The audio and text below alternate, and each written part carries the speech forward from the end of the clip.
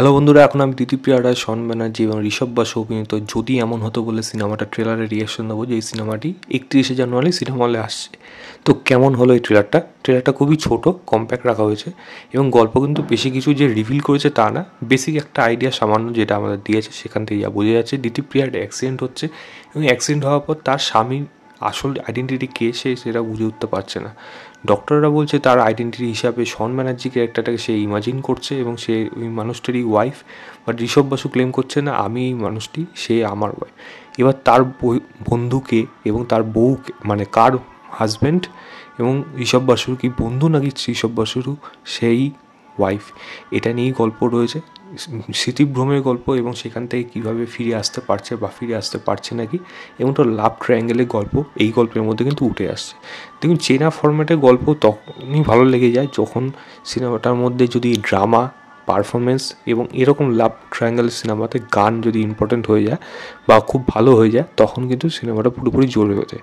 আমি যদি তিনজন ইকুয়েশনের কথা বলি, সেটা ঋষভ, দিতিপ্রিয়া বা বিশেষ করে শন, প্রত্যেকেই কিন্তু তার পারফরমেন্সের জন্য ভালো লাগছে এখানে। এবার সিনেমার মধ্যে কীরকম থাকবে সেটা আলাদা বিষয়। ট্রেলারটা যেটুকু ছোটো তার মধ্যে যেরকম রাখা হয়েছে, সাউথ আফ্রিকারকে দেখতে পাবেন আপনারা, খুব সম্ভবত সাইকোলজিস্ট বা কোনো এরকম ডাক্তারের ভূমিকা রয়েছে, দিতিপ্রিয়ার ডাক্তারের ভূমিকা। তো তাকেও কিন্তু তার পারফরমেন্স এখানে বেশ ভালো লাগছে কিন্তু। তো একটা কাইন্ড অফ আলাদা সে চেষ্টা করছে, যেটা একদিকে ভালো। এবং এই তিনজনকে কিন্তু তাদের ইকুয়েশন কিন্তু আমার এখানে বেশ ভালো লাগলো। এবার যদি বলেন আমি আগে যে গানটা বেরিয়েছিল, গানটা কিন্তু আমার খারাপ লাগে, গানটা কিন্তু আমার ভালোই লেগেছিলো। আমি সেই পুরোনো দিন মানে কি, মানে কমার্শিয়াল বাংলা সিনেমার যুগে যেরকম বিদেশে লোড শুনে হতো, সেখানে যেরকমভাবে গানের শ্যুট করা হতো, সেরকম একটা ভাইবস আসছিলো এই গানটার মধ্যে। বা আমি কখনো কখনো মাঝে মাঝে এই গানটার মধ্যে কবি আলবিদা না কেহনা, কখনো কখনো ছোঁয়া পেয়ে যাচ্ছি, তো সেরকমই জিনিস কিন্তু মনে হচ্ছিলো। এবং অন স্ক্রিন কিন্তু বেশ ভালো লাগছিলো, মানে শন ব্যানার্জি এবং দিতিপ্রিয়াকে।